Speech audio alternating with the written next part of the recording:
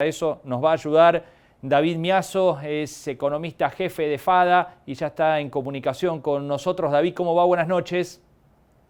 Buenas noches, un gusto estar conversando con ustedes dos, como siempre. Bueno, gracias por estar allí. Bueno, David, recién hablábamos con de Rademacher, ¿no? Dice, bueno, la verdad es que el camino de la intervención, de frenar las exportaciones y demás, generó los problemas que ahora tienen estos resultados de una suba de la carne, aún con ciertas restricciones a la exportación. ¿Cómo estás viendo este tema y qué es lo que está pasando desde el punto de vista económico? Bien, en primera instancia lo que está pasando es lo que se advirtió desde un primer momento. Este tipo de medidas tienen un efecto, tienen el efecto buscado sobre los precios en un corto plazo. Yo decía en su momento va a durar 3 4 meses, duró 5, pero no duran más que eso por el simple hecho de que hay otros factores atrás del problema. En los 5 meses que han pasado desde que se intervino el precio de la carne, en primera instancia hasta fines de octubre, el precio del asado había bajado un 13% en términos reales. Ese fue el efecto buscado, digamos. Pero ¿qué pasó en ese mismo periodo? La inflación fue del 20,6%. El Banco Central emitió para financiar el Tesoro 1 billón de pesos, a un ritmo de esos 5 meses de 4,7 millones de pesos por minuto. Entonces, ¿qué iba a pasar con el precio de la carne una vez que se terminara ese efecto de corto plazo?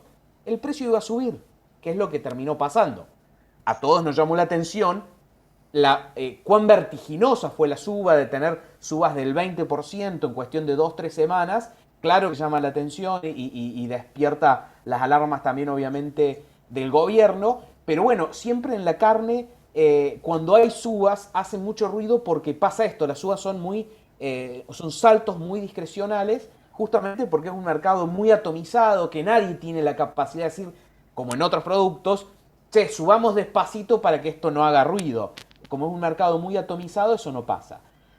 Y en el fondo, para darte una respuesta concreta también del porqué de la suba, además de todo lo que fue pasando atrás y la inflación acumulada, es que ha bajado la producción. Si comparamos con octubre de este año contra octubre del año pasado, la producción de carne bajó un 12,5%, la faena bajó casi un 14% en términos de cuántos animales se faenaron. Entonces, esa disminución de la producción amortiguó todo el efecto que se buscaba de la reducción de la demanda por el lado de la restricción de la exportación, y eso es lo que terminamos viendo en este juego de la oferta-demanda estas últimas semanas. David, ¿esa caída de la producción tiene que ver con políticas tomadas por el gobierno o con algunos factores propios de la actividad? Con dos cosas tiene que ver.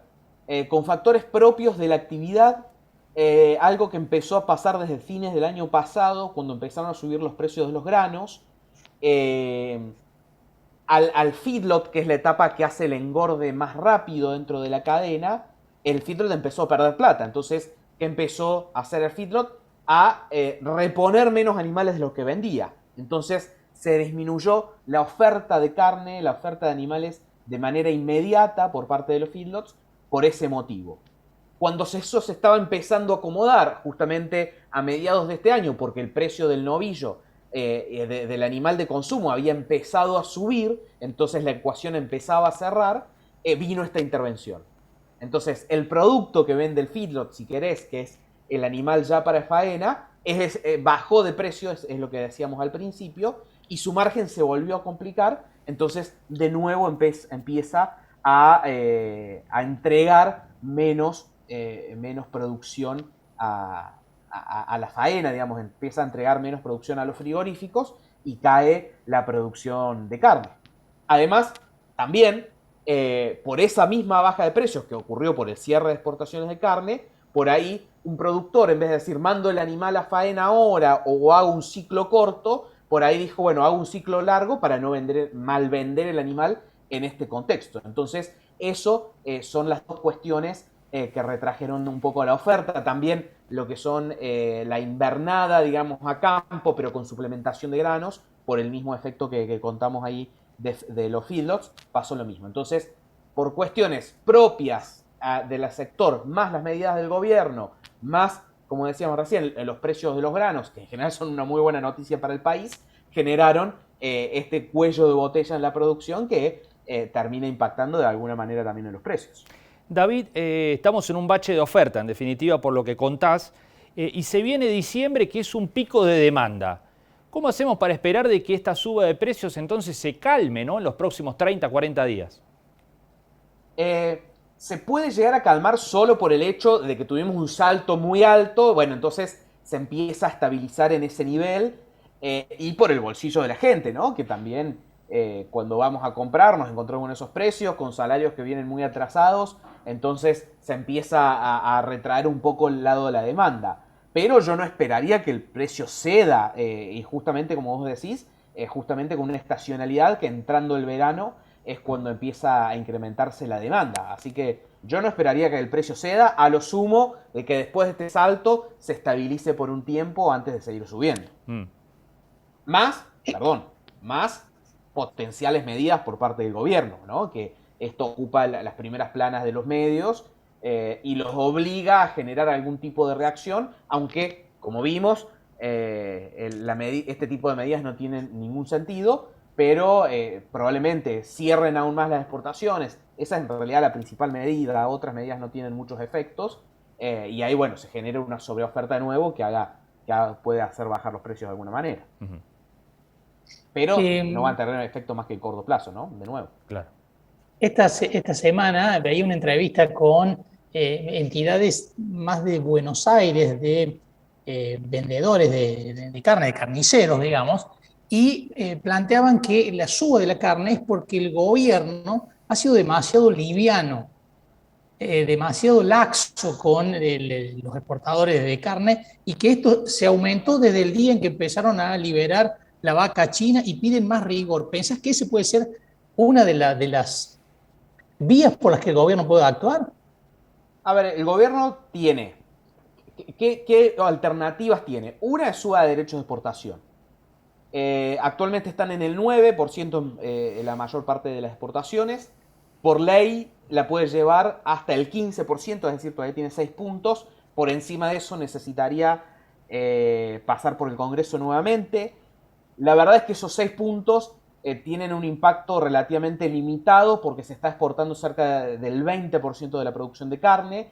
Entonces, 6 puntos sobre el 20% de la producción de carne tiene un impacto muy limitado, así que probablemente entendería yo que no irían por ese lado.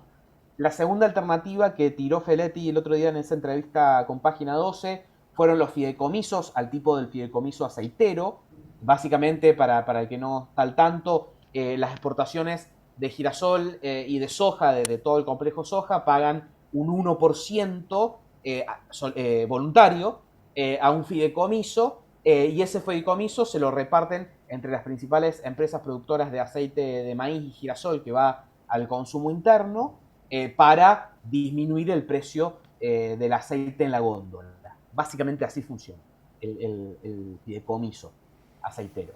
Esto en la carne es inaplicable porque tenemos una gran cantidad de actores. ¿A quién le damos ese subsidio para que realmente tenga impacto en la carne?